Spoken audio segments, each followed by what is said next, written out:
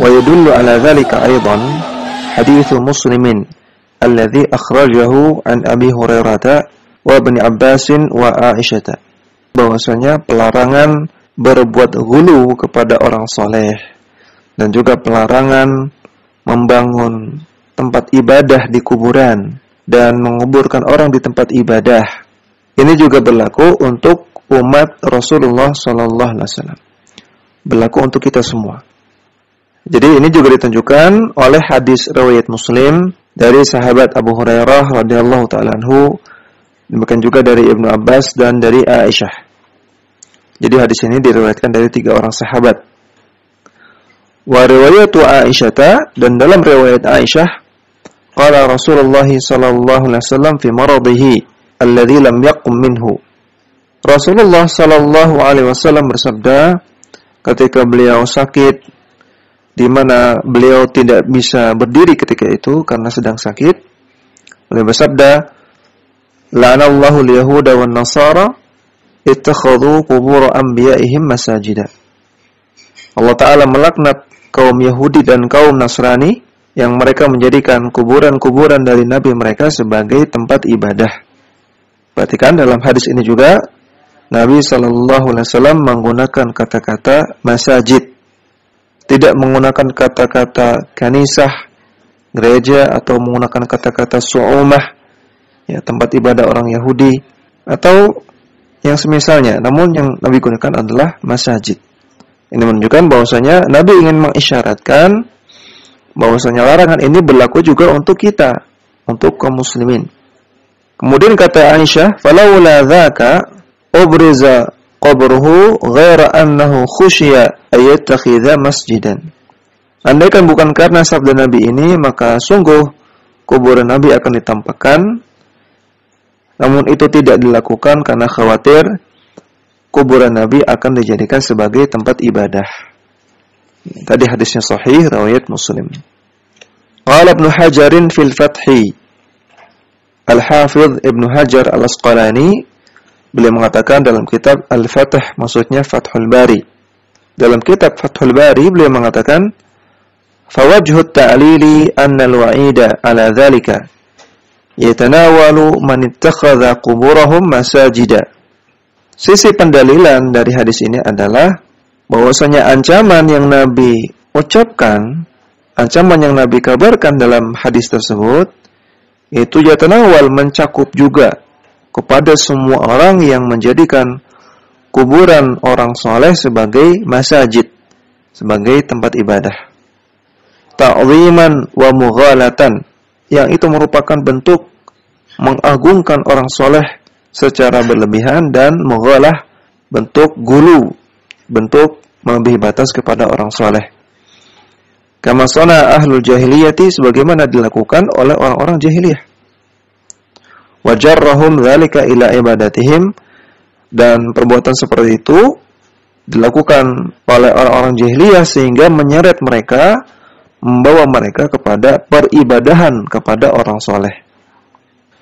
Wa tadabbar kaifa anna dzalika kana ta'liqan ala kanisatin 'azimatin. Dan renungkanlah tentang bagaimana hadis ini Nabi sebutkan, Nabi sabdakan ketika beliau sedang mengomentari sebuah gereja yang diagungkan. Jadi Nabi sedang mengomentari gereja. Namun lafaz yang Nabi ucapkan adalah masajida, bukan kanais atau kanisah. Ya, kata Ibnu Hajar, coba renungkan perkataan yang Nabi gunakan ini. Ini ada maknanya, yaitu tadi bahwasanya Nabi ingin menjelaskan bahwasanya larangan ini berlaku umum, tidak hanya berlaku untuk orang Nasrani atau orang Yahudi, namun juga berlaku untuk orang Muslim. Fala yasihhu an nafhama anna salata 'alal qabri bima'na fawqahu. Maka tidak benar kalau kita memahami bahwasanya yang dimaksud dengan salat 'alal qabr, salat di atas kuburan, dalam bahasa Arab ya, as-salatu 'alal qabri, larangan as-salatu al-qabri. Maknanya fauqahu, fauqal qabri.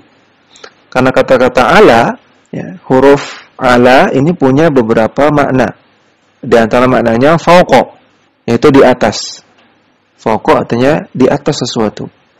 Namun kata Ibnu Hajar, larangan as-salatu 'alal qabri ini bukan maksudnya larangan salat di atas kuburan.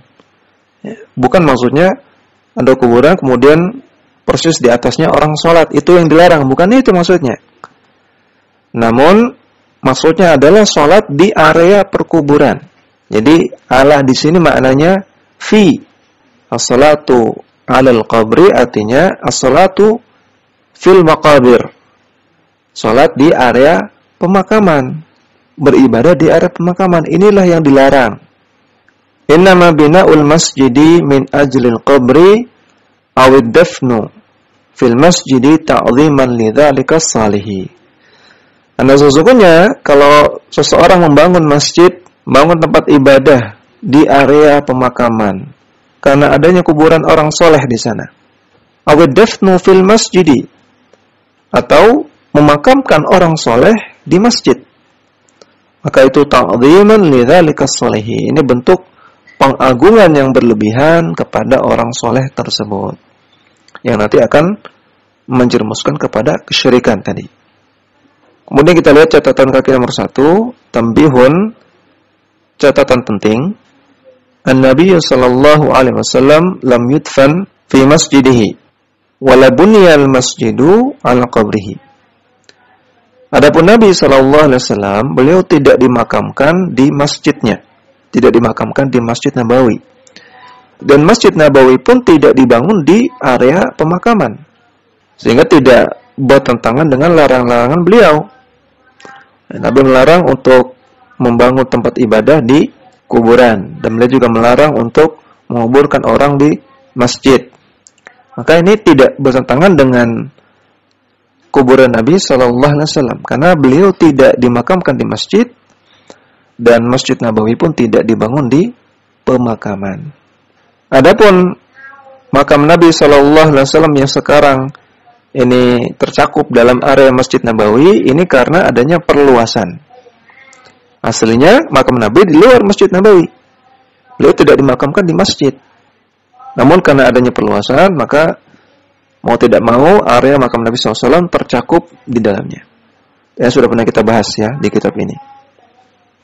Raji' lidzalika ma katabahu Syekh Muhammad Ali Abdul Rahim rahimahullahu bidzalika sya'ni.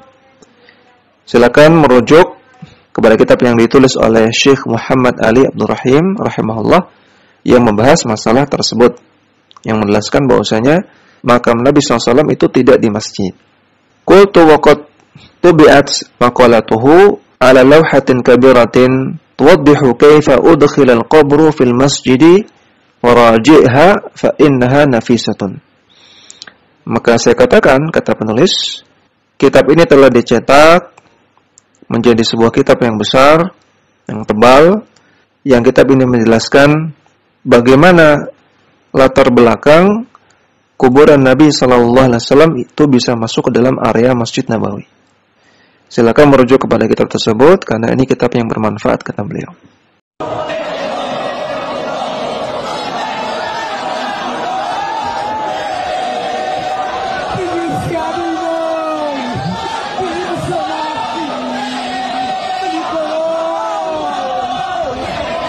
Beliau bersabda, "La'anallahu al-yahuda wan nasara ittakhadhu qubur anbiya'ihim masajida." Allah Ta'ala melaknat kaum Yahudi dan kaum Nasrani yang mereka menjadikan kuburan-kuburan dari nabi mereka sebagai tempat ibadah.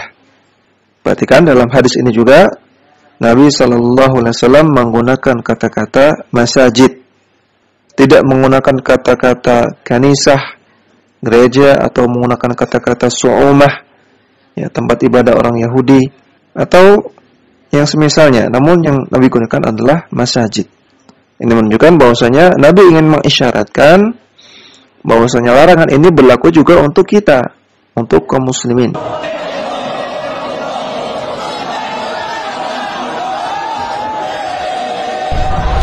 Dakwah semampumu.